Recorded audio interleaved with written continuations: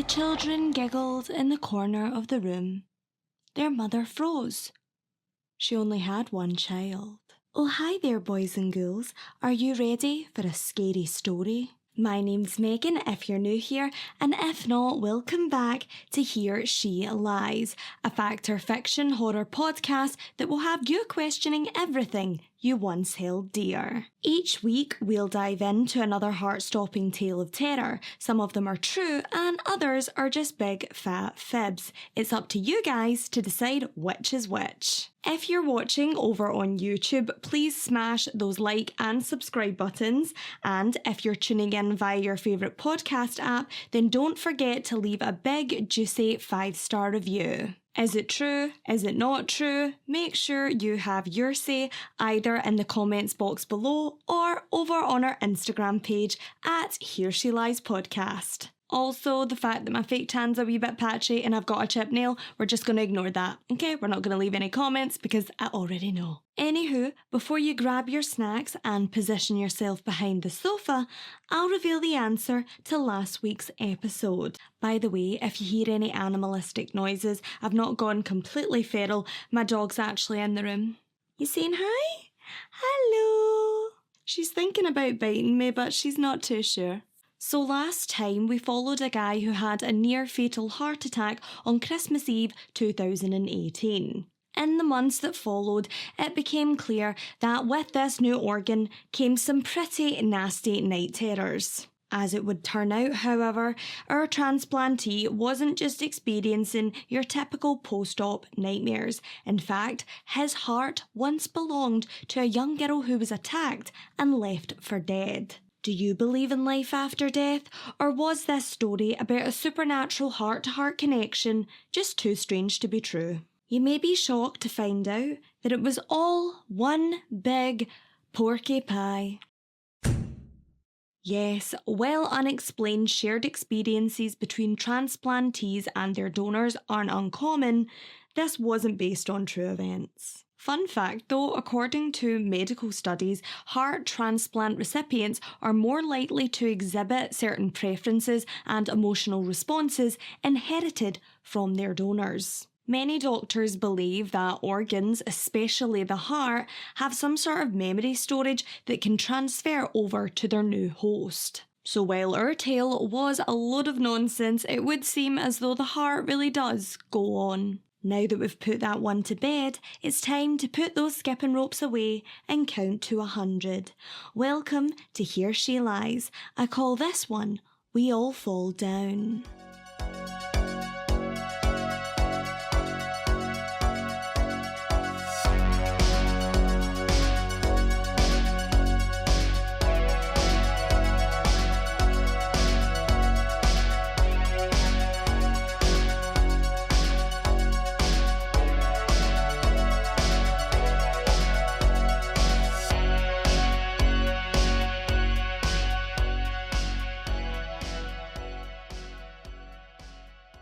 I just know you're gonna love living here, Linda gushed as she handed over the keys to 333 Orchard Lane. I couldn't quite believe it myself.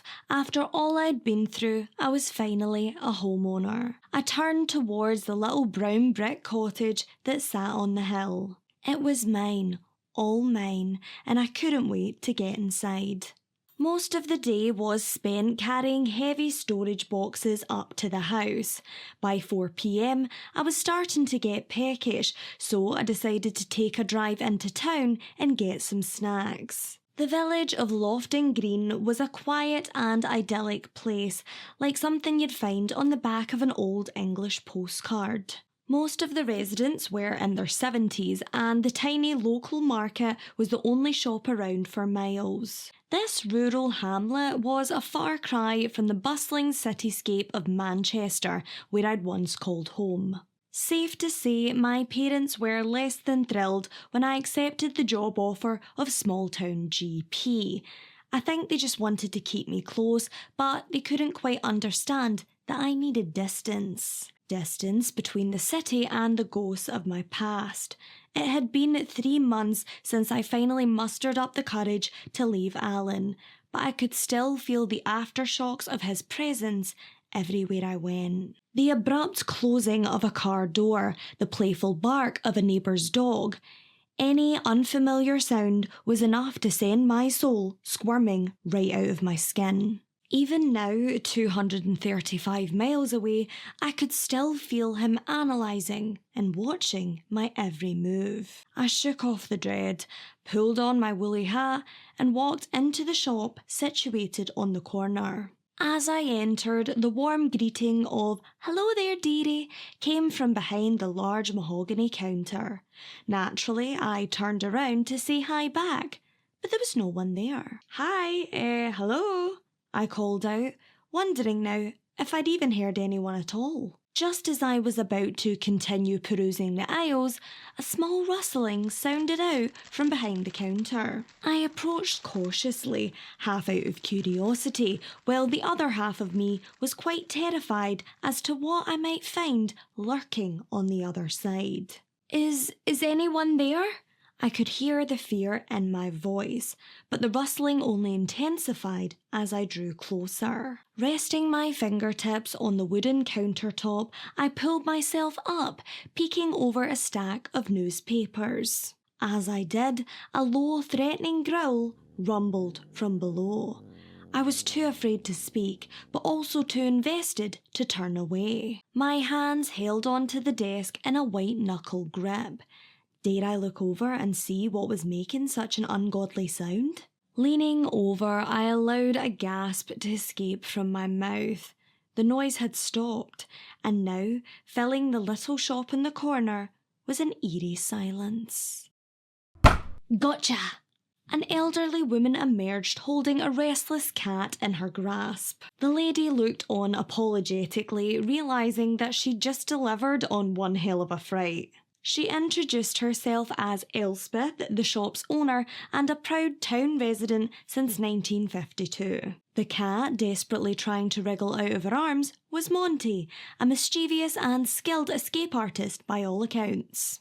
She explained that on the frequent occasion that Monty tried to free himself from the confines of their upstairs flat, it was her job to wrangle him back to safety. The black and white tuxedo cat had clearly been through the wars. A missing ear tip and a large scar running down one side of his face told me that much. "He's a lover, not a fighter, my Monty," she said tenderly. I wasn't so sure. Watching him now as he clawed to get away, Monty looked practically feral. We exchanged pleasantries about why I was here and how long I'd be staying before I continued on with my shopping trip as planned. The sun had already started to set as I arrived back at the cottage later that afternoon. The cool chill from outside had followed me indoors, so I prepared the fireplace before making dinner. After a generous portion of homemade cottage pie, a parting gift from my mother, I went to wash the remnants off of my plate. With a soapy hand, I grabbed the wine glass from the counter and took a large gulp.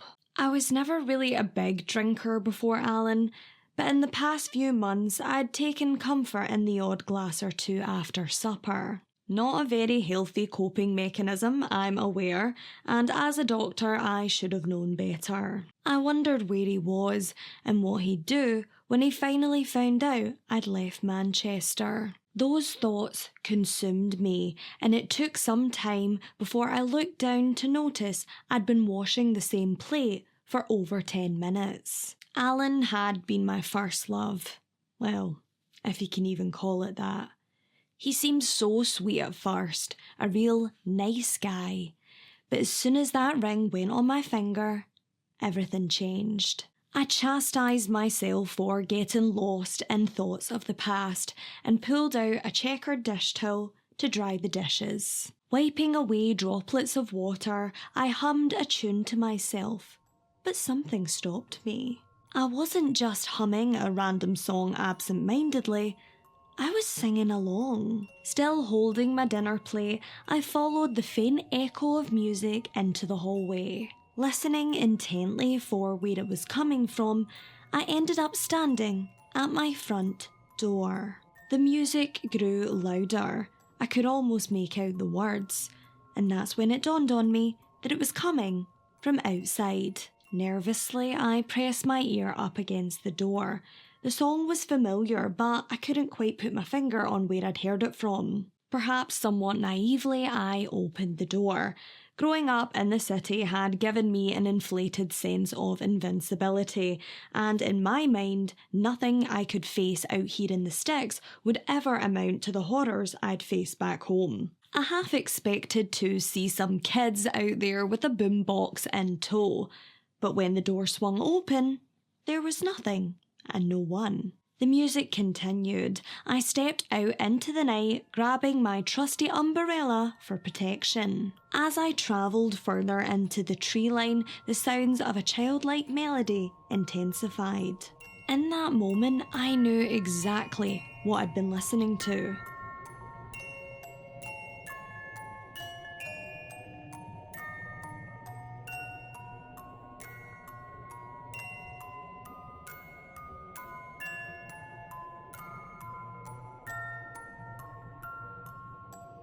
Well and truly freaked out, I darted for the door, the haunting children's nursery rhyme still ringing in the distance. I hardly slept a wink that night, convincing myself that somehow Alan had finally tracked me down. I sat up till 5 a.m. with a kitchen knife as my companion. My first day as the resident GP hadn't gotten off to a great start. Bloodshot eyes and dark circles aside, I struggled to maintain my concentration, and I could see people questioning me with every glance. Hoping my colleagues would just chalk it up to first day jitters, I left the office at 5 p.m. and headed to the shop to grab some milk on my way home. Just walking up the driveway had all of those same anxious feelings rushing back. I felt so silly, day 2 in my new home, and I was already petrified to be alone. I even considered checking into a B&B in town, but quickly realised how ridiculous that would be. After popping the carton of milk in the fridge, I threw on some comfy clothes and went into the bathroom. Wanting to wash the day off my face, I ran the tap and submerged my hands in the warm water. And as the dirty water swirled down the drain, it felt as though, if only for a moment, all of my problems went with it. My calm had finally started to return, but without warning, so did something else.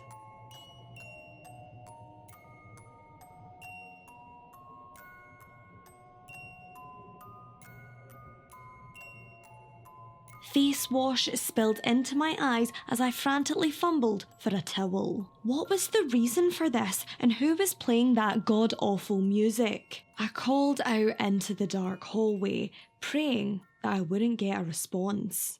Barefoot, I padded across the cool tile flooring, unable to hear anything now but my own blood rushing. Dire thoughts flooded my brain when something terrifying dawned on me. I'd forgotten to lock the back door. Adrenaline pulled me towards the back of the house as I raced to shut out my faceless intruder. Rounding the corner, I smacked my knee hard against the wooden banister, which made me cry out in pain. Slowly limping into the kitchen, my worst fears were realised. The back door lay wide open, creaking back and forth with a gentle breeze. As the menacing tune carried through the air, I knew right then I wasn't alone in that house. I peered around the corner, beads of perspiration now forming on my brow. In my panic, I almost called out, but quickly thought better of it. Was it Alan? Had he come back to finally finish what he'd started all those months ago? Without reason, I pushed myself to travel further into the kitchen, closer to danger. Refusing to cower in the corner like I'd always done whenever Alan came home with a drink in him, I steadied my breath and prepared myself for a confrontation with my ex. Perhaps my last. Rushing through the door, I let out my battle cry. "Come and face me like a real man then." I half expected him to dart out of some hidden nook to launch his attack, But he didn't. There was just silence. The still quiet did nothing to calm me. If anything, it only made this entire ordeal more unnerving. Snatching up a knife from the nearby block, I made my way into the pantry. But again, there was nothing. Was I going mad? Had I imagined it all? The song, the back door? Had I finally lost the plot, just like Alan said I would if I ever left him? All of those familiar feelings of self-doubt and hatred engulfed my mind, until something cut through the noise. It started off as not much more than a warm, gentle breeze, but soon I realised that what I was feeling was someone's hot breath on the back of my neck. Quickly I spun around, prepared for a fight, but as I raised the sharp blade overhead, a bony, pasty hand gripped my wrist before I had the chance. "Elspeth," I gasped, "what in God's name are you doing here?" Yes, standing in front of me wasn't my abusive ex-fiancé, but a very startled 72-year-old shopkeeper. Chin still trembling and eyes fixed on the knife, she spoke. "You left your purse back at the shop, dearie, but I'll just leave it here." Setting the brown wallet down on the counter, she slowly backed away towards the door. "I'm sorry, I'm just so sorry," I managed, before melting into a puddle. Within a moment, Elspeth's demeanour completely changed, as she then joined me on the tile floor. I felt so lost. I'd just attacked this innocent old lady, and all because of a stupid nursery rhyme. I wept in Elspeth's arms, breathing in the sweet yet musty scent of Parma violets and lavender. Something about her was so comforting. She fixed us both a cup of tea, and for the next 20 minutes, we spoke about all of those things that I'd been scared to say out loud. I told her all about Alan, and she said that she'd experienced something similar with her late husband Jack. After a couple of sips of tea, I worked up the courage to bring up all of the strange occurrences I'd experienced in Lofton Green. Once I started opening up, it was as if the floodgates had given way. I told her about the nursery rhymes and how I felt as though I was being watched everywhere I went. Somewhere between my senseless babbling, I noticed that Elspeth's expression had shifted. She softly took the teacup from my hands and with an eerie smile on her face whispered, "Hasn't anyone told you about Farmer John?" To be continued. Oh, wasn't that scary? Also, please don't come at me in the comments, guys, okay? I am not a fan of a two-parter either, but I promise next week it will all make sense. Something I've been telling myself for the past 3 years. Did you like the story, Scar? What did you guys think? Was it true? Was it not true? Let me know in the comments box below. Now, before you grab your comfort blankie, or in my case, Chihuahua, it's time for my favourite part of the show, Gremlins Gone Wild. Remember, if you've got your own freaky story you would like to share with the class, then send them over to heresheliespodcast@gmail.com. This week's submission is anonymous, Peter Andre, mysterious girl. So we will just refer to this one as Creepy Encounter While Babysitting. This is something that happened this past Friday while I was babysitting. For a little bit of context, I'm a 21-year-old female, college student, and have been babysitting since I was 14. I'm not an expert on literally anything. However, over the years, I've learned caution and resilience. At the age of 15, I took babysitting classes at our youth centre as well as female self-defence courses. And I'll say, good for you, okay? We shouldn't have to defend ourselves in this world, but it's become pretty clear recently that no one else is going to do it for us. I babysit at least once a month for this one family. I like them because they pay me more than my usual hourly rate, they have a big house with internet that I can use to do homework, and the two kids are surprisingly well behaved and compliant. The two parents have like a monthly ritual of going out at around 5 p.m.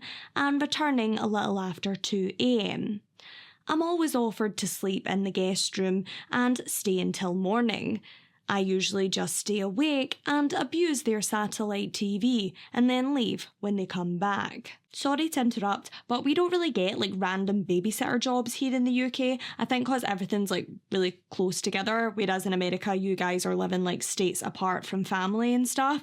But it's something I always wanted to do. You know, I was obsessed with the Babysitters Club and I just wanted to be Claudia, even though I wasn't smart or beautiful. But yeah, it's weird. It's a concept that's always quite strange to me, being from Scotland. Back to the story.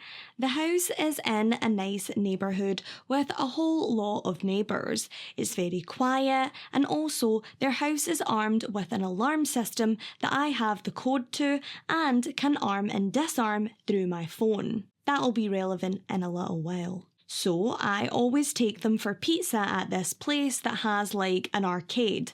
I do that so that they tire themselves out and go to bed early. Smart decision.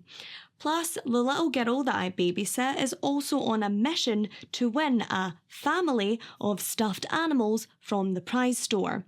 So I'd be the world's worst babysitter if I didn't guide her in that pursuit. If anyone may be wondering for whatever reason, after Friday night, she only needs the daddy stuffed animal before her collection is complete. I was sitting at a table and watching them play in a ball pit, whilst also texting on my phone. This couple came over and sat at the same table as me. It was a long table with parents scattered here and there, so this wasn't alarming. The couple looked normal enough. Both were probably in their mid-20s, possibly a little older. They talked to each other, but then the guy asked me, "Are you the one babysitting Dr. So-and-so's kids?" The parents of these children are both doctors, and in the specific region that we live in, this would be common knowledge. But I still chose to answer their question with an irrelevant statement. "I wonder what they use to make the pizza here. It's so nice." Yeah, no, I'm a master of deception. I deserve an Oscar for that performance.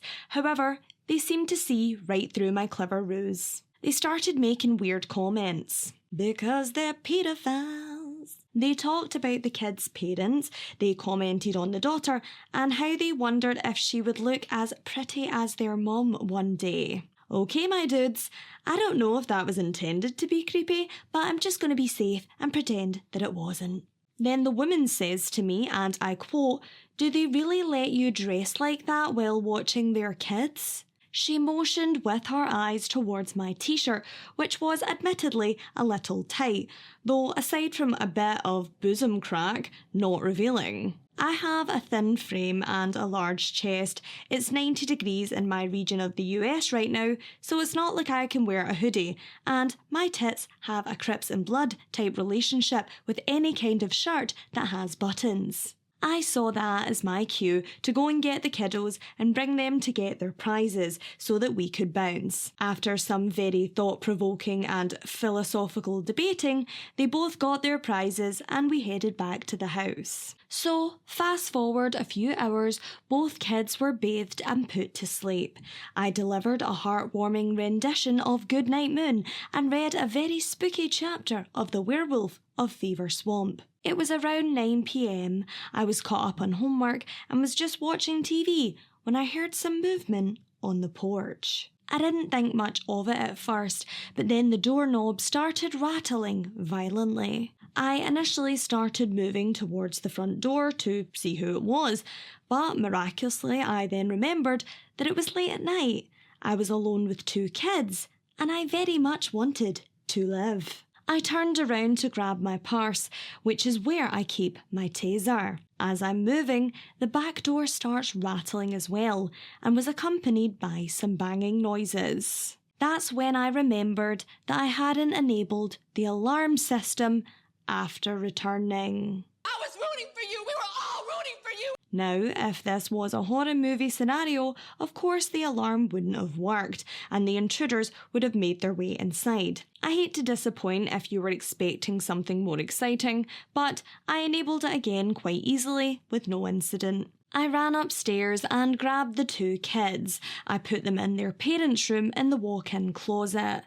I instructed them to stay in there and be quiet, and only to open the door if they heard me talking to them. I sat there with my taser out and hit the panic button on the phone app. Several minutes went by and then I got a notification through the app that the alarm system was disabled. By this time I could hear what sounded like 2 sets of footsteps walking up the stairs. When I heard the footsteps get near the door and saw the doorknob twisting, I took a deep breath and pulled the trigger on my taser, just to let them know that I was armed. I informed them through the door that the alarm was triggered and police were on their way. Thankfully, I was greeted by a familiar voice. "Hi, it's Dr. So-and-so. You're safe." I opened the door and ran into their arms and started sobbing. I hadn't realised truly until it was over just how scared I really was. When I enabled the alarm on my phone, they both got the notification from the place they were at. With the app, you have the option to view the porch cameras as well. When they got the notification that the panic button was activated, they saw through the camera that there were people on both sides of the house. A man and a woman. When the alarm kept disarming, that was them trying to get into the house. A police report was filed by the parents and I gave a statement mentioning the 2 weirdos I'd met earlier on that day. Camera footage didn't give any positive face IDs either. Typical. So yeah, I was scared. I'm getting over it now. I'm just grateful that the couple that I was babysitting for were close enough to make it to me. I hate to say it, but the police response time was terrible. I'm so shocked. Shocking. I'm currently back in my own apartment an hour away. I've checked in once to see how the kids were doing and they're holding up fine too. I'm just glad that they had proper protection in their home and that this didn't end up any worse. Remember how I was just saying that I always wanted to be a babysitter as a teenager? Yeah, I'm slowly regretting that statement. You hear so many horror stories about babysitters, and it's something we'll probably touch on in a later episode, but it's a bit weird, isn't it? I mean, you're a wee bit crazy over there.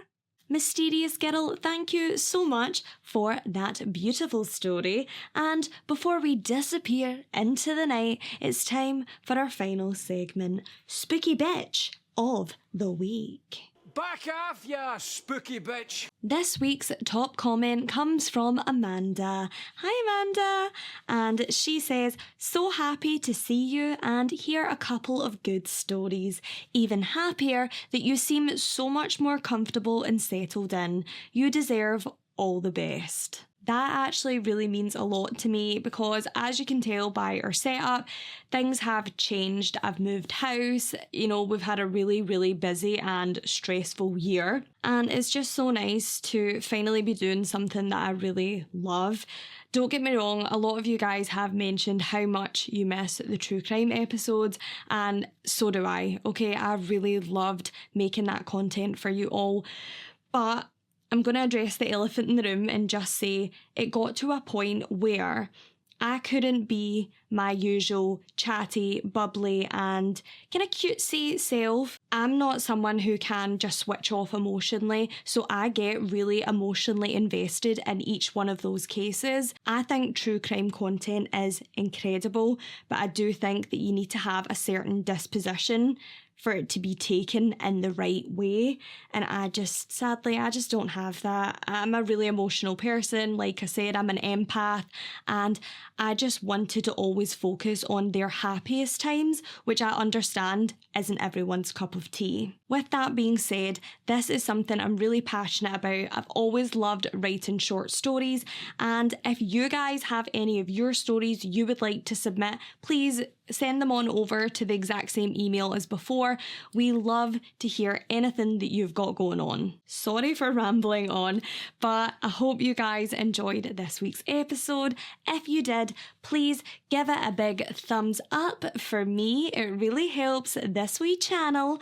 Also, remember to smash those like and subscribe buttons and leave a big, sexy 5-star review. I love you all so much, so remember to lock your doors, don't talk to creepy old ladies, and I'll see you next week. Bye! Big kisses. Woof woof.